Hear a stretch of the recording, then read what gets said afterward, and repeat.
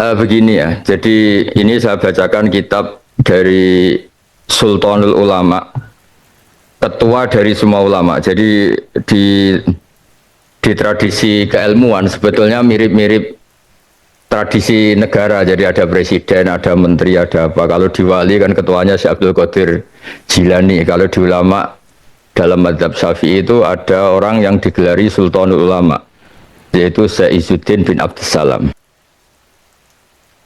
Di Al-Quran ketika Allah memuji salah satu kekasihnya, salah satu nabinya itu karena apa? Wa ja'alani mubarakan ainama kuntu. Saya di mana-mana itu memberkahi yang lain. Saya di mana-mana itu bikin positif bagi orang lain. Saya di mana-mana itu sangat berarti, sangat bermanfaat bagi orang lain. Sebab itu Nabi Isa dengan begitu senangnya, begitu syukurnya menghentikan wa ja'alani mubarakan ainama kuntu. Allah membuat saya di mana-mana itu berkah. Ini biasanya tak pakai dalil sama teman-teman yang mungkin ditakdir di Amerika, di Korea, di Taiwan, di beberapa belahan bumi, bahwa selain ada ayat ini itu ada hadis al-bilad biladullah wal ibad ibadullah. Fahaitsuma asabta khairan fa'akim. Sebetulnya semua negara itu milik Allah, semua hamba-hambanya Allah.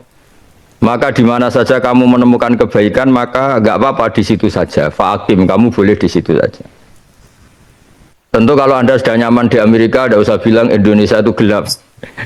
Ya di Amerika saja, tidak usah komentari Indonesia gelap. Kalau Anda di Mekah, ya tidak usah bilang, wah Indonesia itu negara yang enggak suci, yang suci itu hanya Mekah. Ya tidak usah bilang gitu. Begitu juga di beberapa negara yang Anda mungkin di Afrika, terus merasa, Alhamdulillah di sini putih sendiri, ganteng sendiri. Tidak usah begitu. Tapi yang jelas, berkahnya para ulama, sebetulnya dari dulu Nabi itu wawasannya luas sampai tidak mengharuskan orang itu harus di Mekah di Medina. Kata Nabi, al-bilad biladullah, semua negara itu hakikatnya milik Allah, semua belahan bumi milik Allah, wal ibad ibadullah, semua hamba, semua makhluk itu hamba Allah, entah dia muslim, kafir, orang soleh, fasik, semuanya itu hamba Allah. Fahaitsuma asabta khairan fa'akim. Kamu di mana saja ketemu kebaikan, maka kamu boleh diam di situ. Tentu kebaikan itu macam-macam. Orang yang hidup di dunia global kayak Anda semua itu kebaikan adalah menunjukkan kalau Islam itu misalnya suka damai, suka toleran. Islam itu agama yang peduli. Sebab itu di An-Nisa 114 ya, tolong dicatat An-Nisa 114 itu ada ayat yang itu jadi pegangan seluruh komunitas muslim dunia. Ketika Anda mungkin rapat di PBB atau rapat-rapat konsultasi dunia tentang perdamaian, itu di Al-Quran itu jelas sekali. Di An-Nisa 114 Allah ngendikan la khaira fi katsirin min najwahum illa man amara bi shadaqatin au ma'rufin au islahim bainan nas. Diskusi apapun itu tidak ada baiknya kalau tidak mengarah pada ya la khaira itu tidak, najwa itu diskusi atau presentasi ilmiah atau musyawarah atau rembukan. Mungkin kalau orang yang tidak jabat bilangnya cangkruan atau di mana saja. Diskusi apapun tidak ada baiknya. La khaira fi katsirin min najwahum illa man amara bi shadaqatin, kecuali orang-orang yang peduli secara sosial. Sedekah itu berinfak atau peduli secara sosial. Illa man amara bi shadaqatin au ma'rufin, atau menggembar-gemborkan, mengumandangkan, mensyariatkan sesuatu yang ma'ruf, mudah dikenali. Mudah dikenali itu artinya lawan katanya mungkar. Mungkar itu sesuatu yang dilawan atau anggap buruk oleh akal, makanya disebut mungkar, diingkari. Kalau ma'ruf itu dimaklumi. Au islahim bainan nas.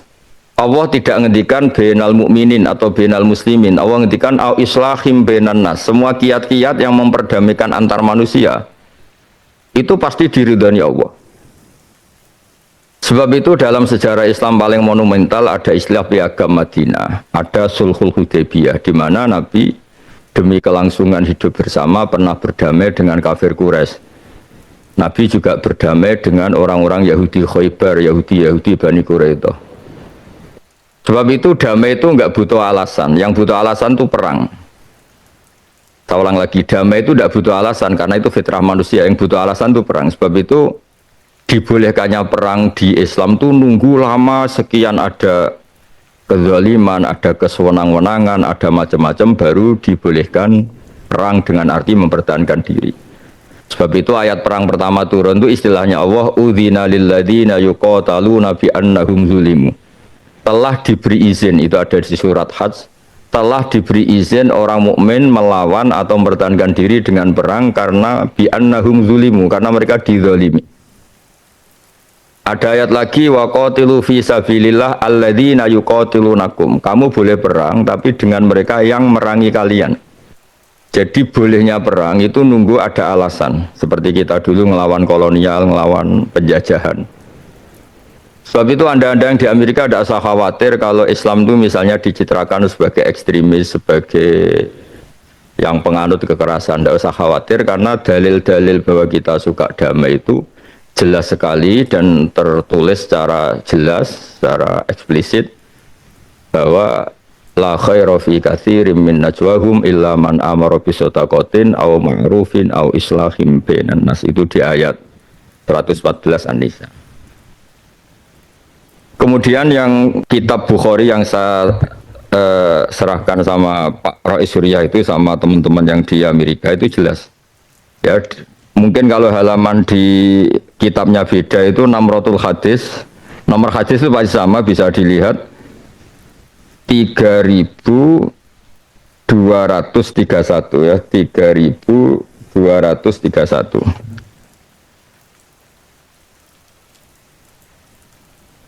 Itu di situ dijelaskan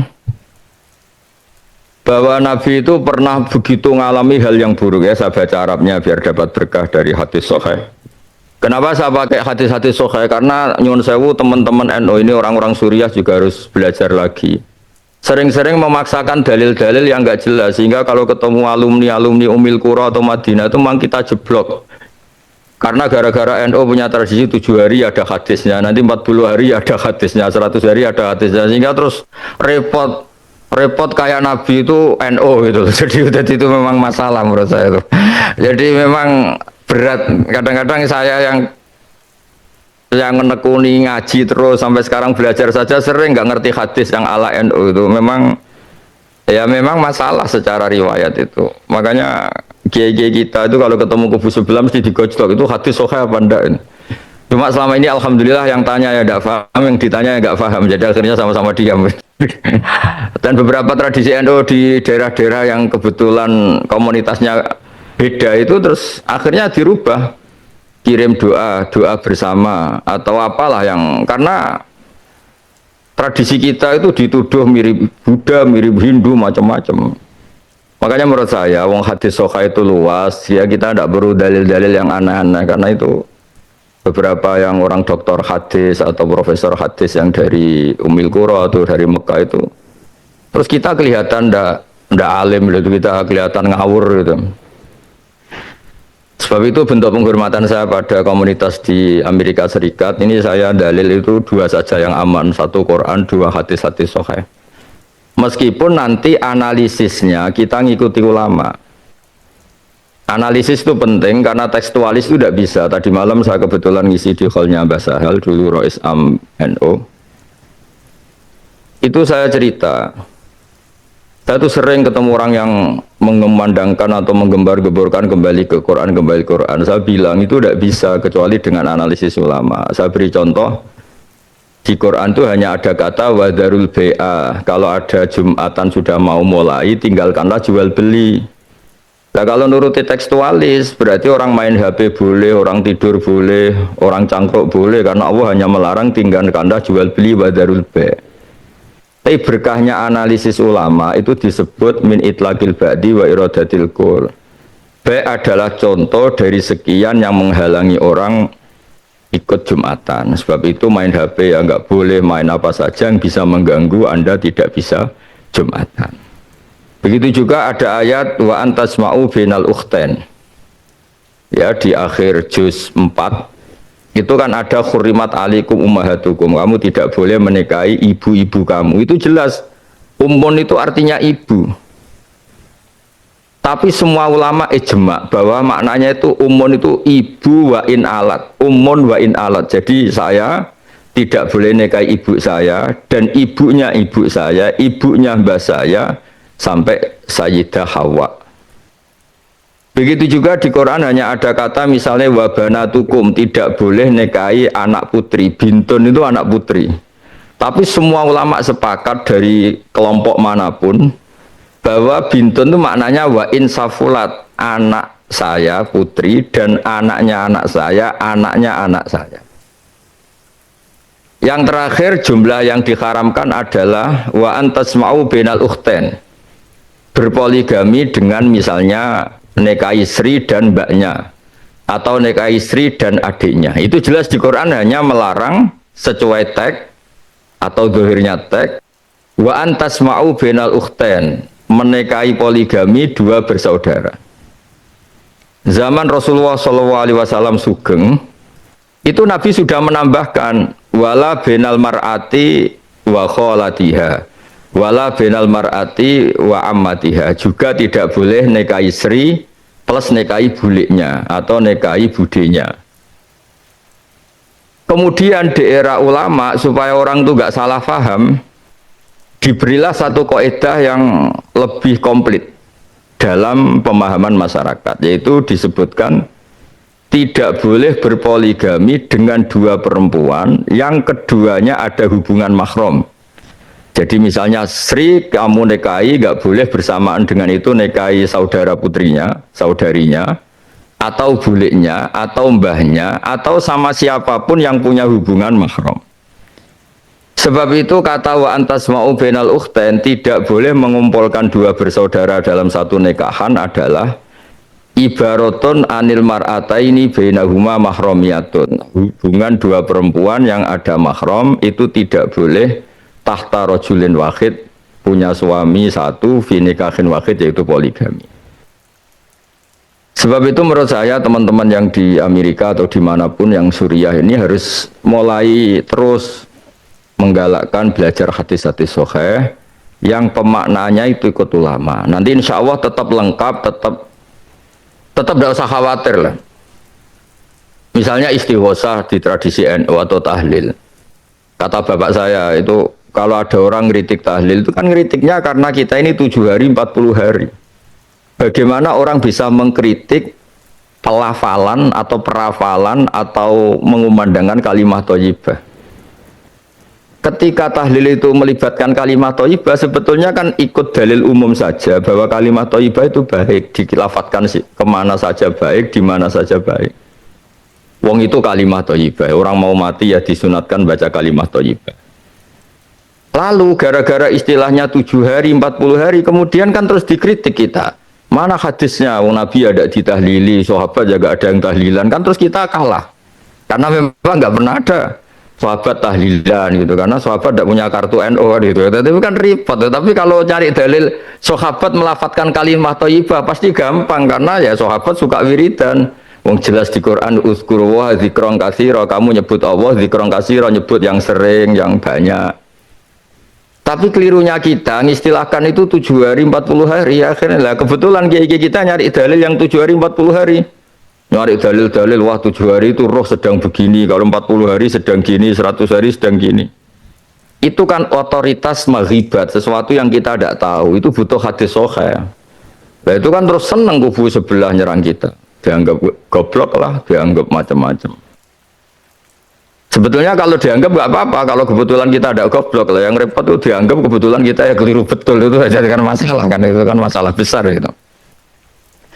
Coba ikutkan saja kaidah umum misalnya uzkuru wa dzikron katsira. Kenapa kalau wiridan NU la ilaha kok 100? Ya kalau 100 kan pasti dzikron katsira, itu pasti banyak itu. Kenapa tidak 2 saja misalnya? Ya kalau 2 kayaknya diperdebatkan itu sudah banyak apa belum, kan lebih rasional. Yang disepakati banyak ya kita misalnya nyebut la ilaha illallah 10 kali, 100 kali. Pasti orang sepakat itu dzikron katsira. Nah, kenapa ada 2 kali saja? Itu diperdebatkan, itu banyak apa belum kalau 2 gitu. Daripada kita nyari dalil-dalil yang macam-macam tadi. Nah, meskipun saya di NU, entah saya sendiri nggak tahu saya ini kultural apa-apa, yang jelas itu konstitusi saya itu bahwa orang alim itu harus menghentikan ilmu dan kitmanul ilmi itu haram, menyembunyikan ilmu itu haram.